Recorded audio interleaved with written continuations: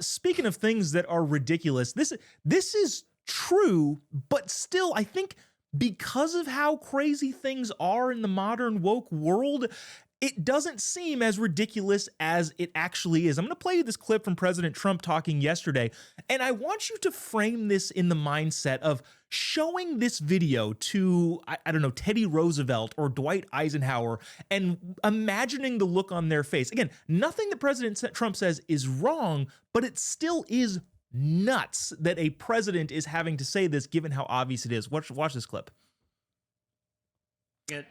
No matter how many surgeries you have or chemicals you inject, if you're born with male DNA in every cell of your body, you can never become a woman. You're not going to be a woman. And that's why last month I proudly signed a historic executive order to ban men from competing in women's sports, and it was very popular and very...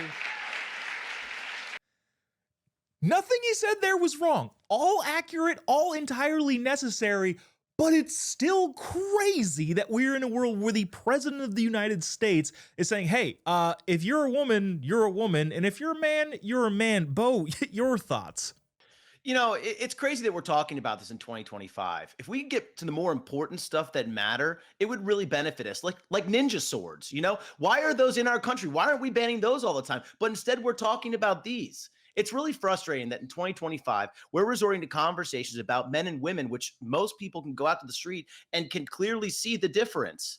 But there's obviously a special group that prioritizes their body parts more than others, and they think that they have the ability to dress and be whoever they want, even though biologically speaking, they can never be a woman. So, yeah, it is nuts. Again, what'd you just say? Did you say nuts? Hey there. Hey there. Hey, we do not use gender preferred pronouns here. That was funny. I gotta catch myself. It is crazy. Let's just say that. Kevin, no, I prefer the nuts, and so do these trans men. No, I don't know.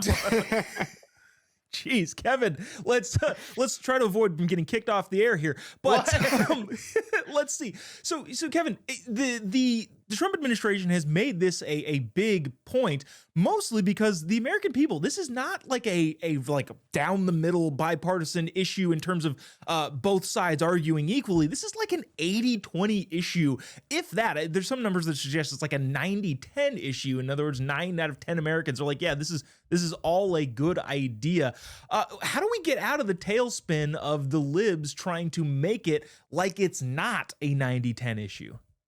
Well, I got to be honest, Jobob, we got to keep encouraging the libs to and doing things like this, encourage the libs to really be all in on the trans issue, because if we look back at what the most effective ad was in 2024 for Trump, it was the one that was Kamala is for they, them, I'm for you. And that's what wins, because you're right. It's a 90-10 issue, an 80-20 issue where constantly Republicans win and win and win, because the average person is usually like, if you want to go be weird, go do it to your, go do whatever weird crap you want to do on your own, but don't subject my kids to it. Don't subject me to it. I'm not going to call you a she when you have a beard and your bulge is poking out in your little thong that you're wearing on in June, all that stuff. No, what we have now is an issue that will continue to let Republicans and conservatives win constantly. If we just keep saying men are men and women are women, and you can't change that, let them get mad. Let them self-sabotage.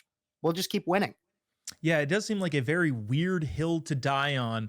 And I guess I hope they continue making the trek up that hill, and hopefully conservatives will keep winning because of it.